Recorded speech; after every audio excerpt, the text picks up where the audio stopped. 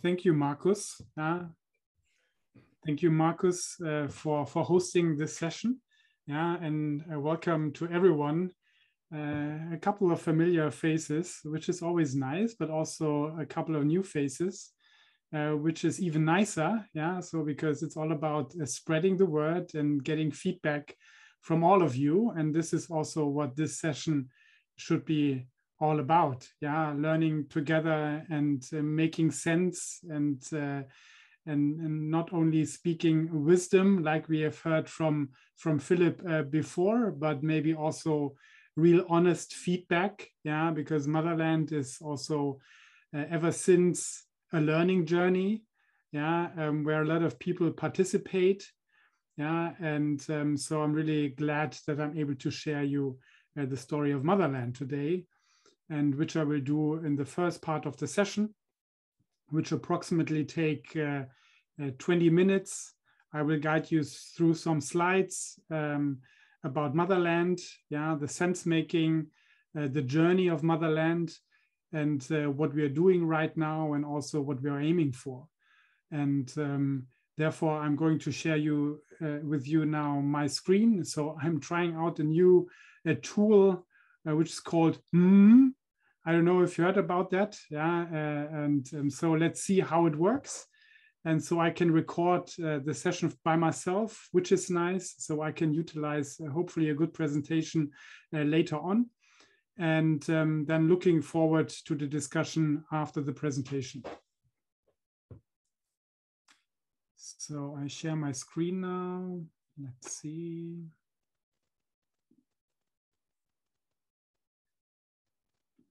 So when I'm looking at the right side, and I'm looking to you on the other screen, but I'm having the presentation in front of me. And I'm also going to start recording this myself. And now I'd like to present you Motherland, what we call an ecosystem orchestrator. And throughout the presentation, you should learn what our understanding of an ecosystem orchestrator is.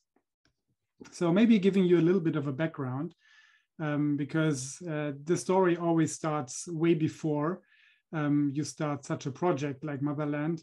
And as I was fortunate enough to work with startups all over the globe for the last couple of years, and I learned that there are so many great entrepreneurs out there that are currently working on solving the most pressing issues of our time for their people, for their communities, but in the end, it's also for the world. And so I decided that I want to work and dedicate my time to build something that is greater than myself, definitely. And I found a companion who is Thomas, and along the way, many, many more that are all believing that entrepreneurship and technology is really one tool to solve the most pressing challenges of our time. And from that, we derived our mission of Motherland, which is to accelerate the development of African communities by creating self-sufficient and self-reliant local economies by utilizing social solutions created by African startups. So this is important. We believe if you want to create a thriving African continent, and solve the problems there, we need to take the people of Africa and their solutions and bring it to the people of Africa. Because this is important, because we need to break this past solution and bringing all our stuff to Africa, and hope it will somehow solve things there and really uplift the work of the people that are in Africa. Because as we always said in Motherland, especially Thomas and myself, how should we know how to really solve the challenges of the people in Africa? And so what are these challenges? These challenges are the inequalities, a good perspective of all the young people and the generations to come in Africa, and everything that is happening currently right now in Africa is leveraged by climate change, because the weakest are always hit the most, by climate change. And that's why we really believe in the power of working together with the local communities and working towards their self-sufficiency and self-reliance. And why Africa? So probably we could have started this everywhere in the world, but looking, for example, at the Human Development Index, Africa is still way behind, at least in this index of the Human Development Index, after the rest of the world. And which is also really interesting, maybe some of you might know, looking at the median age of the populations across the world, Africa is and stays quite young, in comparison to the rest of the world, especially Europe, where you see the dark red. And this will lead to a population in Africa, which most of it still to the 2100s will be in the working age, so to say. And it will create a huge, not only workforce, but a pool of talent. And this pool of talent will have a positive impact, as we believe, on the world. Then there comes the topic of technology, and everything culminates in the internet connectivity when you think about technology, and adoption of technology, and you see it's growing rapidly, and everyone who was in Africa knows the people running around with their smartphones and even in remote villages, and this will accelerate even faster as Starlink has announced that they are targeting to launch their service in Africa in late 2021. So hopefully it will be really then available in 2022. But there will be no site in Africa without internet. And looking at startups, which also stands for the development of future technologies, future markets, and also the talent that are in a country, or in this case on a whole continent. More and more capital is flowing into Africa. But in comparison to the global allocation of capital into startups, it's only 2%. Which shows there is a tremendous potential. Not only in financing startups, but building startups. Also, when you look at the development of the market there. But last but not least, there's maybe one thing that is even more important. I think we need to start telling a different narrative, as I've learned, not a story, a different narrative, of the African people, their culture, their excellence, their talent, and their passion. And this is not only one country, which we call Africa, it's 54 countries, and with different cultures and with different type of people and different habitats. So it's super diverse, and we need to start narrating a different story than we are currently doing, especially when we look at the news. This is not so fortunate, and it's not really the present and the truth about Africa. So how do we think to make a difference with Motherland? And there are pragmatic solutions like an Accelerator program, and we see a couple of those programs across Africa. But we believe we have to make it different, really to make a difference, and not only to accelerate the development of the startups, but we need to take the solutions of the startups and bring it to the communities, which need the solutions most. And therefore we came up with the idea of an ecosystem accelerator that is not only accelerating the startups, but is also accelerating the development of the communities towards self-sufficiency and self-reliance. So why will this work?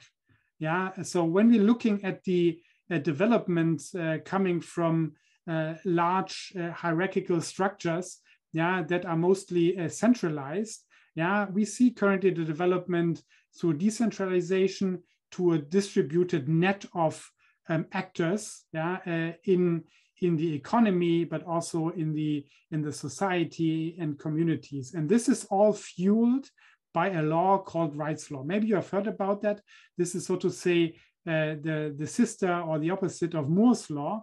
Yeah, and it says that with the amount of produced units and the attributed learning curve, the cost will per unit will degrade, yeah, exponentially. Yeah, and you can draw this type of lines for everything. And when you just imagine the cost to have access to internet when Starlink will be there, yeah, will be really close to zero. Yeah, when you compare it to bringing copper into the ground to bring internet to rural communities. And this is what will enable the distribution to everywhere, yeah, and to everyone. And when we look at the communities, which are, especially in Africa, not always very functional, yeah, and this is also because of the lack of infrastructure, yeah. What Hermann mentioned was, if the people would work together, yeah, in a different way, yeah, they could really unleash magic, so to say, yeah. And what we believe at Motherland is that the technology startups, yeah, not only bringing in some piece of technology, but they are the providers of the infrastructure, yeah, to create the self-sufficient and self-reliant communities.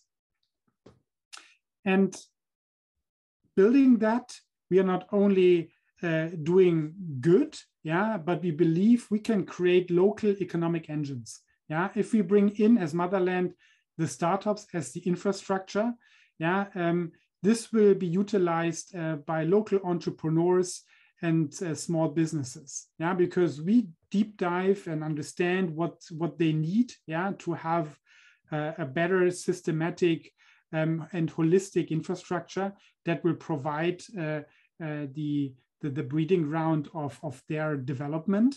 And this will then also, because they will create demand also for supply.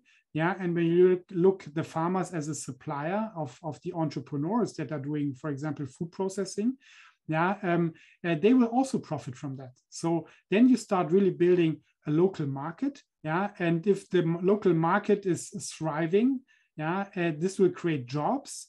And by doing this all in the community, this will also create learnings and new experiences, which will then fuel the development of the community. And this is what we want to build with Motherland at the community level. So how could this look like in an example? Yeah. So for example, if you're looking at food waste, yeah, on a community level, you can say, okay, let's bring in some startups that do cooling, and then we will have less rotten tomatoes. Yeah. But then you realize, okay, if we have cooling, we probably need energy. And yes, this could come from solar energy, and there are also some startups around. Or we need to process the tomatoes. Yeah, maybe we need a cooling house, a packaging facilities, or a canning facility to bring the tomatoes into tin cans.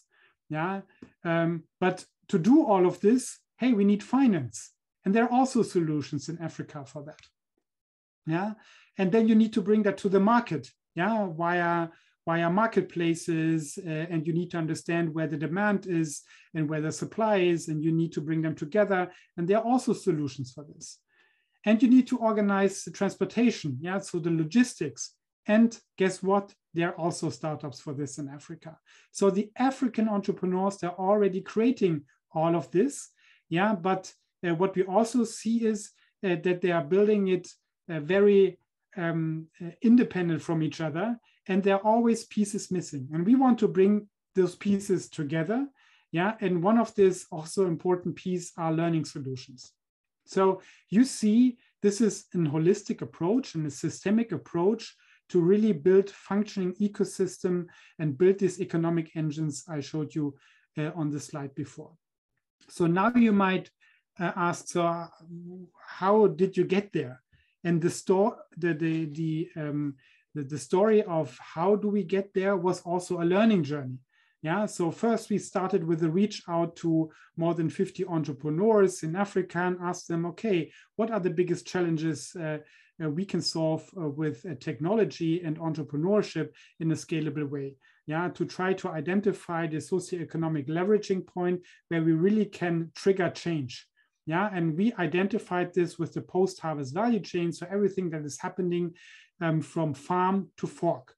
And if we trigger that, demand, we think, will grow. And if demand grows, supply also will grow. And this also in a local economic way. So then we asked the question, okay, if there is really a challenge, yeah, and opportunities, there will be already entrepreneurs that try to solve this. Yeah, and we found more than 300 startups, yeah, in Africa that are providing solutions in the post-harvest value chain. So this is probably a good sign. Yeah, so there is not only problems, but there are already solutions. Yeah, and to build on these solutions based on our idea, which came up along the way. Yeah, so it was always a learning and then refining the model of Motherland. We said, okay, and now we need to identify a community, yeah, to run the first prototype or MVP. And as we have figured out to collect a lot of supporters across Africa and with a very strong foothold in South Africa with Herman. And so we were able then to identify the first communities where we will run now the first MVP. And the goal is then to scale that nationwide, so to the next communities, but also across Africa. So where is Motherland? So I mentioned South Africa, yeah, but we also along the way gathered supporters in Kenya, in Zimbabwe, in Ghana, in Nigeria, in Ethiopia, in Sierra Leone, and last but not least in South Africa, where we have really a strong, dedicated team working on a weekly basis on the topic, bringing things forward on Motherland. And without those supporters, yeah, Motherland would be not here today. Yeah, and so I think it's really a strong group of people that are building this. Yeah, selecting the communities, traveling to all the communities, talking to the people. Now I've selected one. Yeah, and therefore we can start that hopefully this year. Yeah, to run the MVP and then bring it to the other African footholds that Motherland already has established. So where is this first community? It's in the northeast of South Africa, and it contains around 50 smallholder farmers, and the community is around 500 people in this neighborhood, where we will run the MVP and work together with the people. And just this week, yeah, Herman, Waynand, and were there to have the challenge validation sprint with the people on the ground to learn about their challenges, opportunities, and how we with Motherland can solve that together with the startups that we will bring in. So let's talk about the operationalization, yeah, the milestones and the scalability aspect of Motherland. So as I mentioned, we start with the MVP, yeah, which will not be a fully fledged accelerator program, yeah, due to we want to keep costs down, yeah, and but it nevertheless will be an MVP where we are able to validate all our critical hypotheses and learn for the next stage of Motherland, which will then be accelerated, going to more communities, applying probably the same or similar solutions to more people, yeah, that are involved, and running also a fully fledged accelerator program where we will bring people from the startups on the ground and work together on the implementation and in this systemic way with the startups and the community. If we have achieved this, we will be really able to scale that, yeah, expand in South Africa, but also expand that to other nations in South Africa. So as we nowadays know, it's really important not only having business KPIs, but also really measuring impact, and looking at the SDGs. Probably the most fitting SDG is the SDG 11, sustainable cities and communities. But if you drill deeper into what we do at Motherland, we probably will have an effect on most of the SDGs. But to make it measurable, we went a step further. Had a look at the Human Development Index, and the measurement of, for example, life expectancy, education, and the standard of living. But the HDI is measuring that on a nation level, and we are working on a community level. And that's why we are currently developing our own measurement system, called the Community HDI, which will then have KPIs around the 8 forms of capital that were first created by Ethan Rowland and some other folks, which will then measure not only financial development or capital, but also material, living, social, cultural experience, spiritual, and intellectual. And you see, measuring all of that, we will really will be able to see whether we are having an impact on the community, and making a difference on the community level.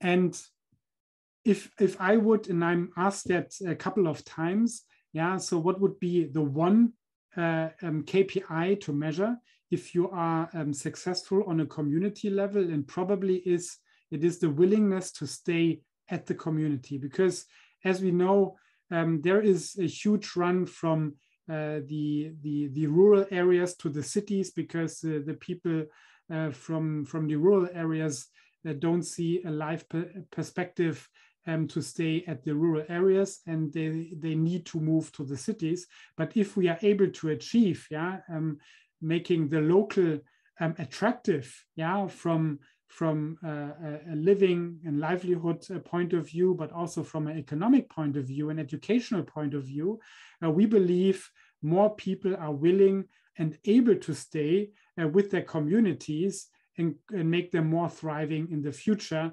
which will make the communities also more resilient for the challenges that are up and coming. The startups, definitely we are looking at the classical growth metrics, which we are working with, but also job creation, and some financial metrics. The philanthropic investors, and I'm coming to that, how we are going to build that in one of the next slides. Because we believe we need philanthropic money, but we also need impact money really to scale that, to a scale where it really matters, and not just keeping it small, and on a grant-based and philanthropic donors that are financing Motherland. And for us as a team, it's all about effectiveness. We need to learn very, very quickly, and we need to create things that are affecting the communities and all the stakeholders we are working with.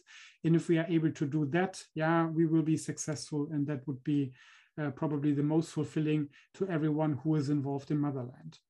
So the structure and the funding of Motherland.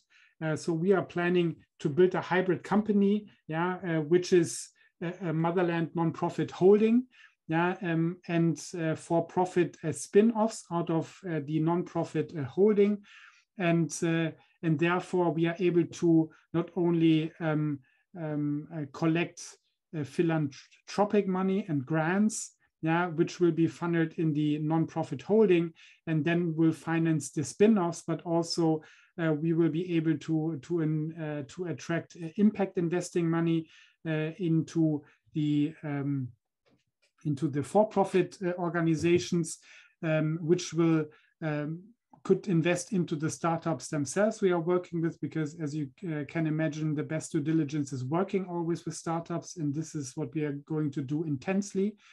And therefore a lot of different type of for-profit companies are imaginable as spin-offs out of the Motherland. And therefore we hope to be able to address different type of money, to to make the motherland for a non-profit thriving and create new ventures then in a for-profit way and fuel the development of the communities towards self-sufficiency and self-reliance. So without the people, yeah, all of this would not be possible. Yeah, Thomas and myself, we are happy to build on more than 20 years of professional experience in various fields. We have created several accelerator programs, innovation programs, but also for-profit and non-profit startups along the way. We are currently also looking for an African co-founder, yeah, really to bring the African voice and the African experience even more into what we do at Motherland. We are super proud to have a team of African partners that are, without their support, Motherland wouldn't be there where we are right now. And we have institutions that are supporting us operatively, yeah, with their know-how and their expertise and people like Tarat Neustadt from the Catapult Accelerator in Oslo and Jörg Reinbold here in Berlin with their experience, with their network, really to get things off the ground. And also experts are joining us, yeah, to support us with their knowledge. For example, Julian Frede, who is really experienced in impact and impact measurement, which is really also a blast working with that type of experienced people. So what we are looking for, what's our ask? Yeah, so still we have learned that it's really a challenge to get in touch with the right people. Yeah, and people that are keen to do something in Africa. Yeah, and because not everyone is thinking about Africa, yeah, also when it comes to impact, and therefore we are looking for the right people to talk to. So everyone we should talk to would be really would be great. Yeah, then we are continuously building partnerships, yeah, with academics, yeah, all kind of supporters. We are growing our African team. And as we are in the fundraising stage right now, so if you know a non-profit fundraising expert who could help us with that, that would be also really, really helpful. And obviously, yeah, we need also some funds, yeah, and therefore, if we're looking at the milestone 1, yeah, we can really get that off the ground for 150K. Yeah, to build the MVP in South Africa. We have put in a lot of effort so far, yeah, a lot of time and also money to get it to the stage we are right now. And then if we are looking at milestone number 2, yeah, we really need to get more funds to build the accelerator and bring also the startups to the ground and also becoming able to invest some money into the startups. So with your help, yeah, and with everyone who's involved in Motherland, we really believe we can solve global challenges, yeah, by building those scaling ecosystem of solutions for communities. And it would be really great to get now into the further conversation with you, your questions, yeah, your ideas, and everything you want to ask. So I'm here for you now. Thank you.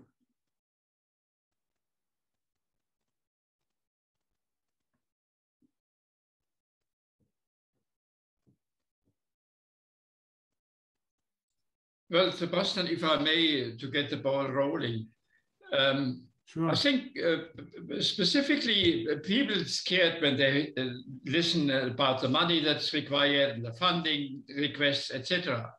But we need to consider one thing. One of our aims is to create self-sustainability.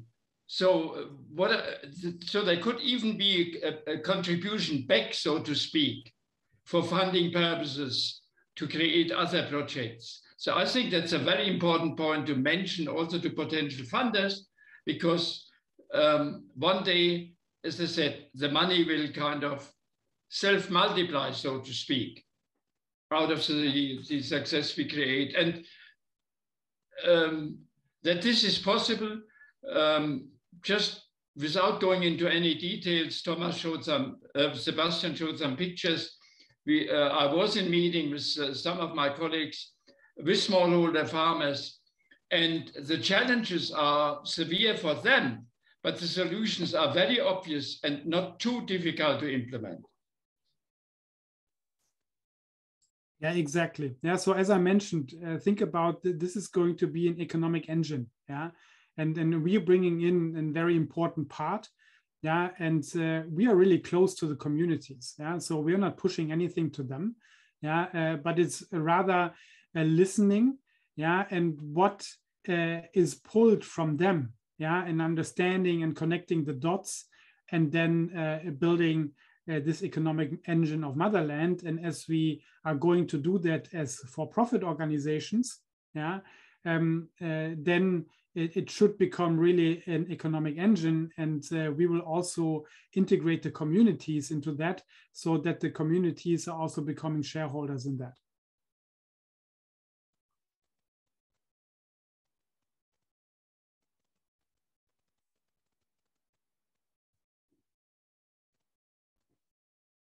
So any more remarks, questions on the presentation and the things I've just presented?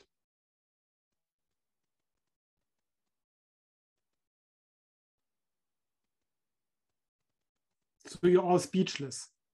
I hope for good and not for bad.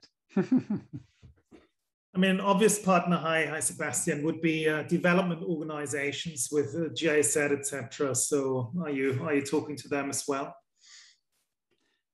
Yeah, so as I have was lucky to build some accelerator programs with GIZ, so there is a link to GIZ. Yeah, but currently we believe we should start without them. Yeah, because there is always type of emission drift and or the risk for emission drift to bring specific partners on board. Yeah, and we really want to do it as independent as possible to give Motherland the room, yeah, to learn and iterate towards a solution that is working. Yeah, and definitely GIZ or BMZ, or also talking to Swiss organizations or organizations from the Netherlands.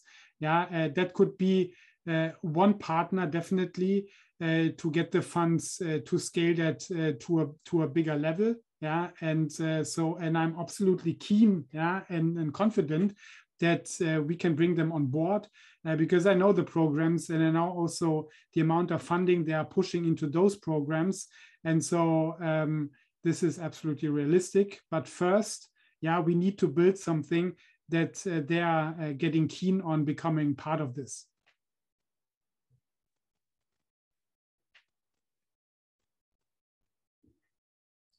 And what Sebastian just mentioned also applies to local groups that do kind of funding. We need to do the groundwork, have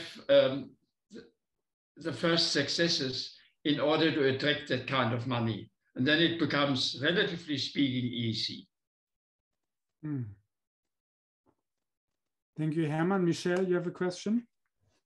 Yeah, I was wondering to really imagine Motherland Earth in like 1 or 2 years, what exactly are the physical or the structures you would have built? Is it like a platform where many people are interacting with each other, or is there also some kind of physical place, or are people connected through some sort of, I don't know, like a gathering, or what exactly should I imagine?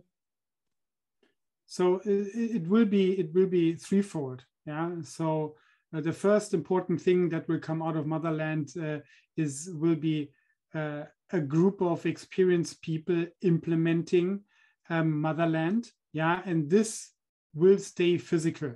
Yeah, because we need to bring people with experience on the ground that have the experience of implementing those solutions on the community level, on working with the community to make it really work.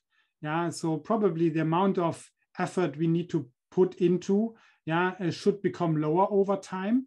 Yeah, and but we will grow this team. Yeah, so there will be kind of system integrators that are going to communities, yeah, and work with the community to get things rolling.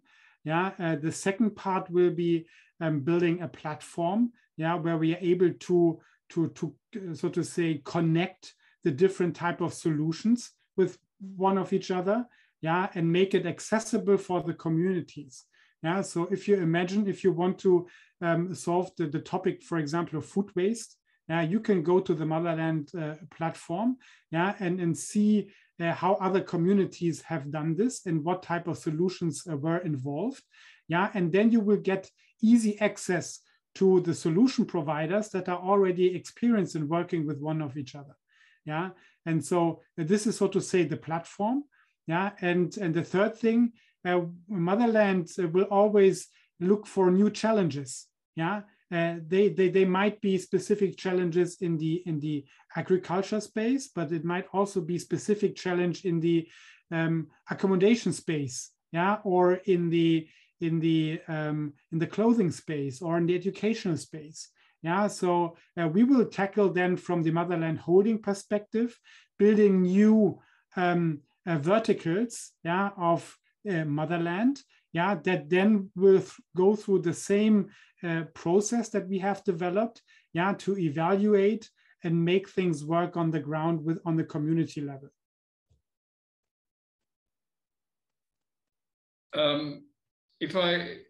Michelle, I think that's an important question you raised.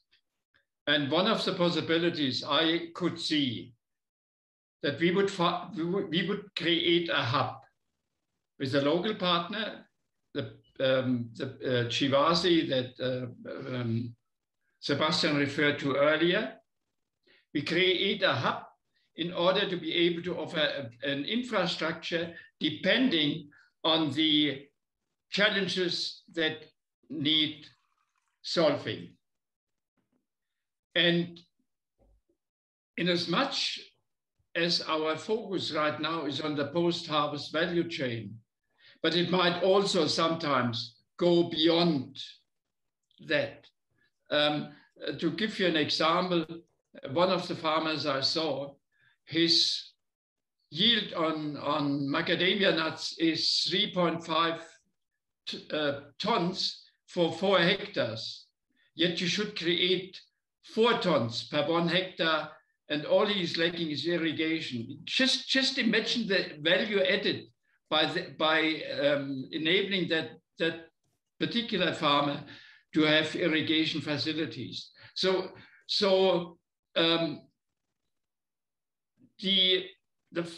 if we would go the route of creating hubs, the solution would be quite specific. Yet again, post-harvest value is critical even for these people. For example, they are not able to dry their nuts properly, so they mold, so they have to sell them immediately after harvest at very low prices. There's not too much to be required to improve that and add value. I'm not trying to explain that we are on an easy journey. It is not. Because one of the biggest, if I just may, and then I shut up. Sure, please. I think to shut up. No. Go ahead. One of the most critical aspects is really creating relationships and building trust. These are, out of the conversations I had so far, the 2 biggest challenges we have.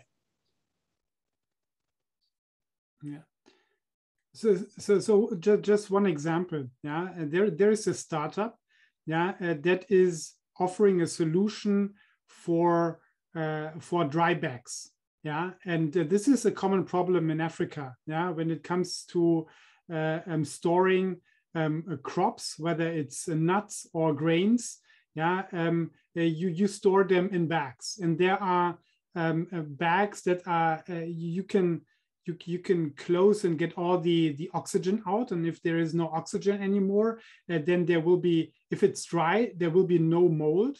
Yeah, and if you have a dry meter, or a humidity meter, you can measure if things are fine, and also the pests that might be inside of it, so bugs and stuff, they will not survive if there is no oxygen in the bag anymore. Yeah, and therefore you need this dry meter. You need something to weight the bag. Yeah, and you need the specific bags to do it, and you need an app then to say what crop you have.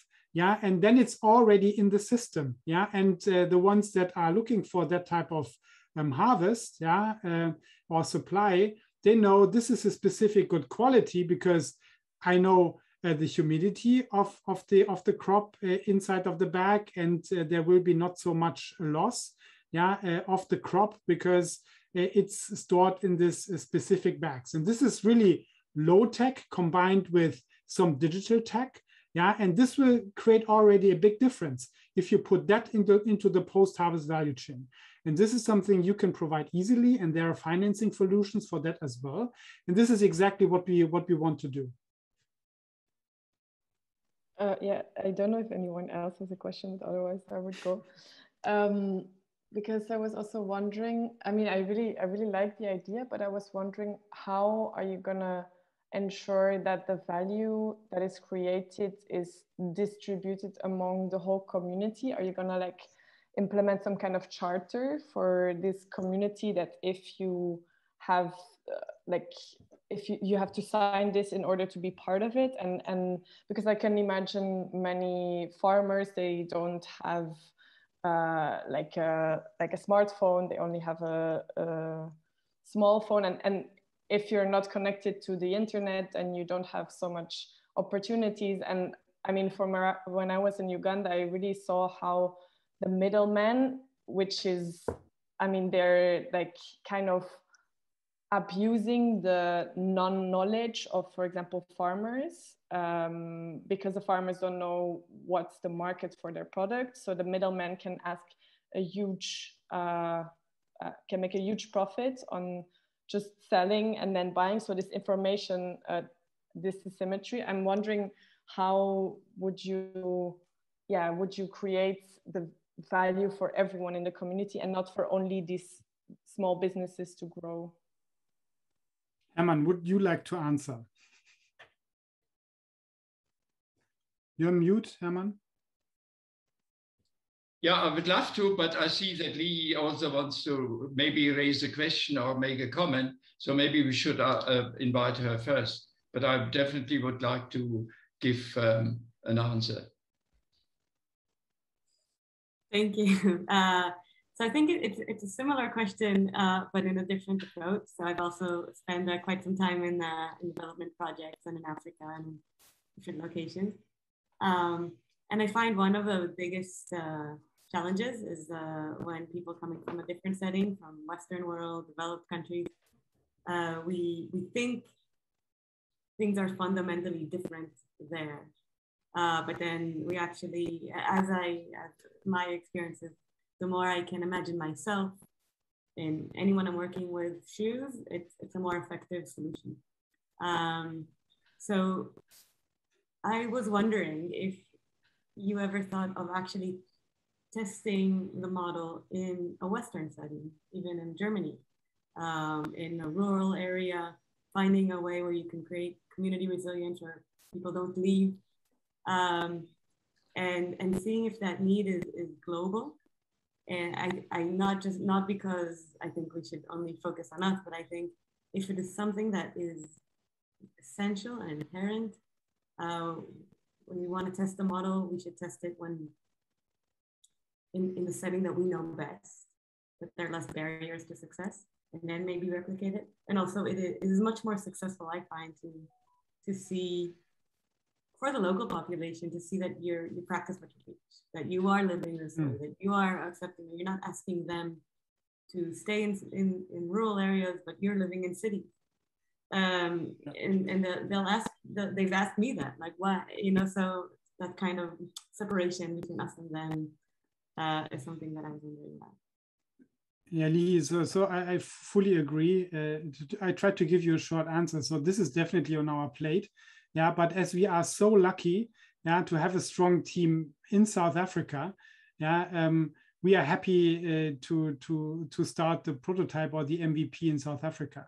But Thomas and I would definitely have already discussed that this should also be tried out, yeah, in Germany, because or somewhere else in Europe, because you have a lot of communities in left behind areas, yeah, and we see, I think, a trend that is shifting towards thinking about, okay, why we are not developing the communities and the rural areas, so to say, also in Europe. And maybe they're also in kind of need of this type of infrastructure and type of collaboration. And we are definitely keen to try that out. Yeah, but because we need to focus, and we have the great team in South Africa, we do it in South Africa first. Yeah, but definitely we should do that. Thank you.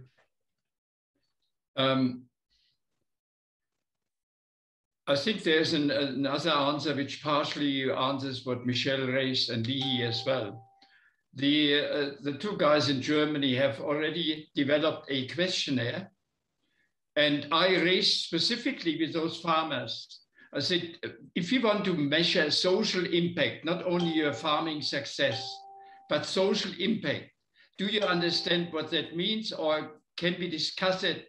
And believe you me, we have found absolute understanding, and the questionnaire which Thomas and Sebastian have prepared covers all that.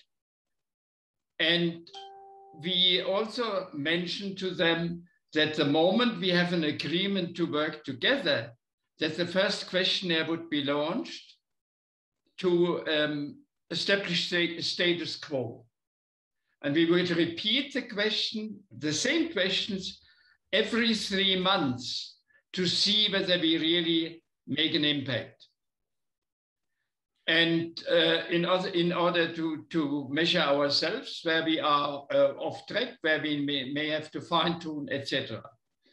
Michelle, be lucky enough that in that area, the farmers all have smartphones. So the only thing, doing it via Google Docs might be a bit complicated. So Thomas indicated they would work in a WhatsApp version, because that is being used everywhere virtually. So from that point of view, what you mentioned about the abuse by companies that buy the produce from the farms. I mean, there was an elderly lady sitting next to me, and she is being taken absolutely to the cleaners. We figured out that her income should be 16 times what it is. That's how badly she's being treated, from an immediate treatment of her products, and eventually through the purchasing, I can only say by crooks. So these challenges are there. But again, if we look at the idea, and I'm now maybe jumping the gun a little bit, the guys haven't received my feedback from this week's sessions. If we would focus on, for example, on a hub, then the hub could also act as a marketing channel. For example, I'm thinking aloud here, but I want to indicate that really our conversations were quite wide without losing focus, looking at every eventuality we could. And it is not going to be the last meeting before we start implementing. So I think there are two things to add. So the one thing is we have intensely looked into whom we are running the project with on the ground, yeah, and who has really a pull to work with us, yeah, and see that and understands the approach and then the opportunity that comes with Motherland.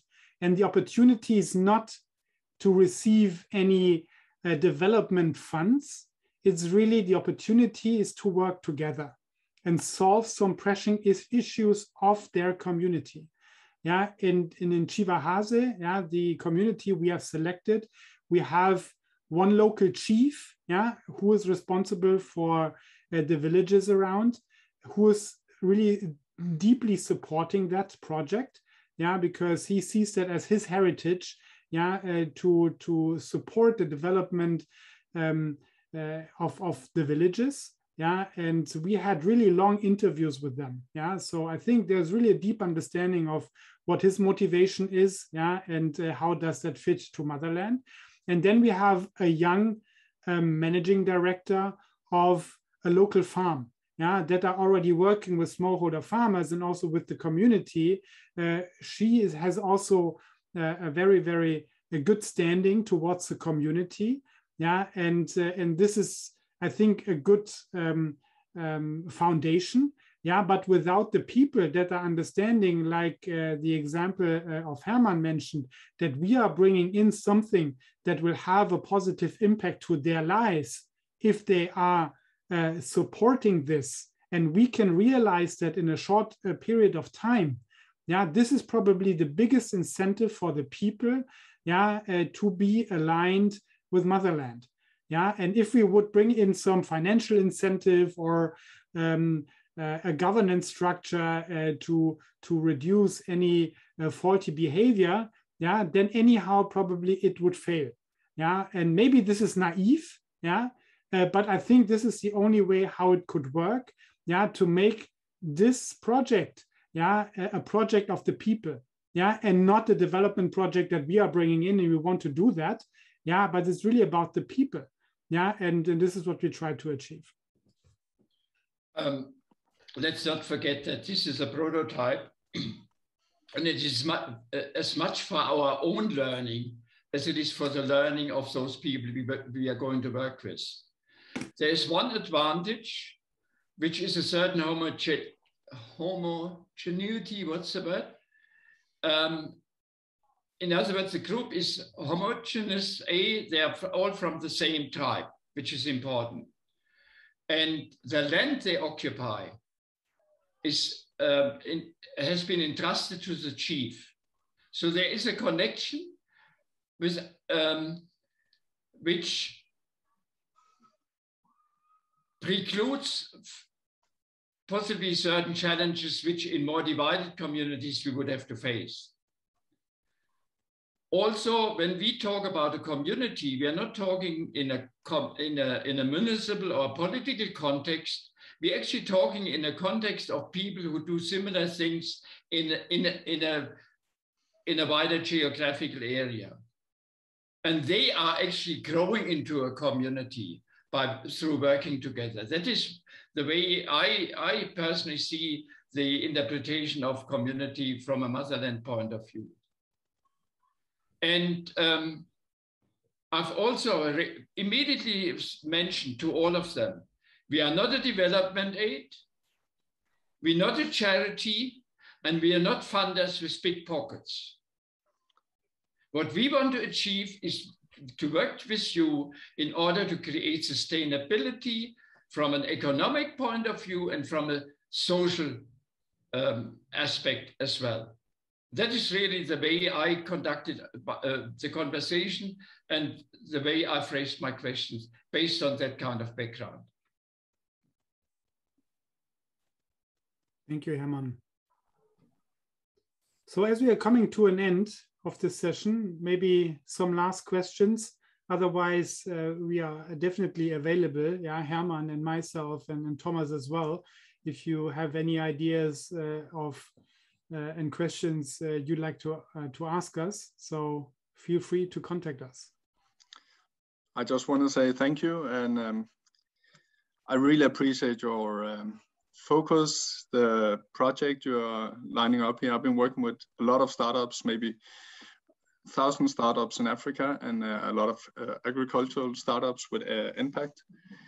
And I see a lot of these solutions that could actually work with you guys. And I've seen these obvious technological solutions coming out there from these startups. And I'm just wondering, why is it's not implemented? Why is it's not spread in the right places? And what do we need to do to actually help that happening? So I really appreciate your project. I am Motherland. Yes, I'm super excited about this. And I will say, I know Jörg said, what about GIZ and getting some support there? I will say by working on a lot of sponsored or big donor projects, I say you're probably right going a little bit longer here, your own way, because then you're setting the agenda. You're not meeting a KPIs. Exactly. And that can often become a problem, also becoming a problem if you're busy running project and you need to report, you need to do all these things along the way, you forget your own focus. And then suddenly you realize now we come to the end of the project and that stops. And where are you suddenly there? I would say continue going the way you're doing as a pioneer projects, and you will, I think you'll then later on will have the stick to actually say we are ahead of the pack. Good work. I love your feedback. That's really great. Stefan, one remark. I think one of the reasons that these projects or ideas before didn't come to fruition, the question of lack of trust was raised by them, not by me. And that is the thing we need to overcome. But there is a willingness and there is an openness to explore. And I think that for me, that's the most critical point, that willingness to explore. Well, what I like to see and what I'm happy to see is that even though some of these interesting technological solutions are coming there by some of the local startups, it's not hindering others, local startups, in doing the same or something similar. So there's just a huge amount of startups and projects that just needs to be lifted. So maybe one is not succeeding, then another one is succeeding, and sometimes it's a little bit about luck. And you can say, oh, it's unfortunate for the other one, but the other one, the second one will, or third one will be there at the right time, where it's convincing someone else to actually jump on board, or the right institutions to jump on board, the right partners. So of course, it's like any other business, you have to be there at the right time. It's a lot about timing and network. But Motherland is Stefan, a good, sorry, I'm taking the time here. No problem. So Stefan, I really like to catch up with you. Yeah, maybe we can have a deeper conversation sometime next week or so. Yeah, so I would really deep dive on some of the things you just mentioned. Super, I'll be happy to do that. Thank you. If it's possible, thank you, Herman. Thank you. If it's possible, I'd like to join in, Sebastian, because I think there is some knowledge. There is some knowledge which, I'm happy. Super. For that. Thank you very much, guys. Thank you all for your time, and thank you for being there and all the great discussions. And thank you one more, Sebastian and Herman, for all your input you give us.